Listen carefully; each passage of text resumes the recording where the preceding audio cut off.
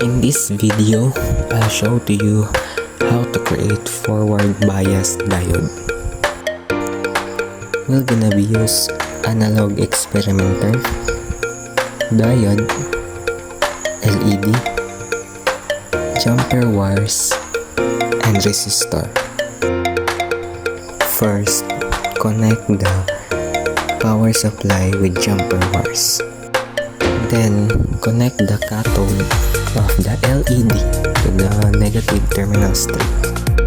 Next, connect the anode of the diode to the anode of the LED and place your resistor to the negative terminal strip and the cathode of the diode. That's how you create forward bias diode.